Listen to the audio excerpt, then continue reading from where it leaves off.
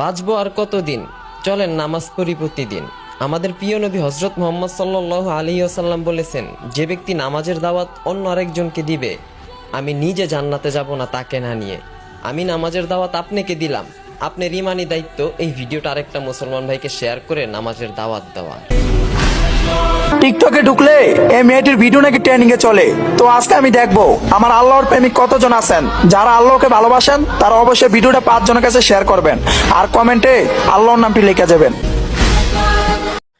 ওই কবরকে সাক্ষী রেখে বলতেছি, হে আল্লাহ, এখন যে এই কালেমার দাওয়াতটা আরেকটা ভাই বোনের কাছে পৌঁছিয়ে দিবে, তার মৃত্যুর পর ওই কবরে কিয়ামত পর্যন্ত তুমি তাকে শান্তি দিও। আশহাদু আল্লা ইলাহা, আল্লাহর কসম লাগে কথাগুলো শুনে যাবেন।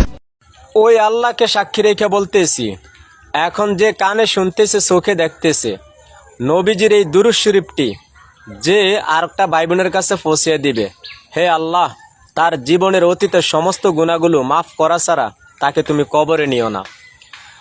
আল্লাহুম্মা সাল্লি ওয়া সাল্লিম আলা নাবিয়িনা মুহাম্মদ সাল্লাল্লাহু আলাইহি ওয়াসাল্লাম। ভালো লাগলে ভিডিওটা শেয়ার করে দিবেন, আপনার সওয়াব হবে। রাসূল সাল্লাল্লাহু আলাইহি ওয়াসাল্লাম বলেছেন, যে ব্যক্তি কালিমা দাওয়াত অন্য একজন মুসলিম ভাইয়ের কাছে পৌঁছায় দিব, সে আমার সাথে জান্নাতে যাইব আর তার জাহান্নামের আগুন আরাম হয়ে যাইব। লা ইলাহা ইল্লাল্লাহ মুহাম্মাদুর রাসূলুল্লাহ।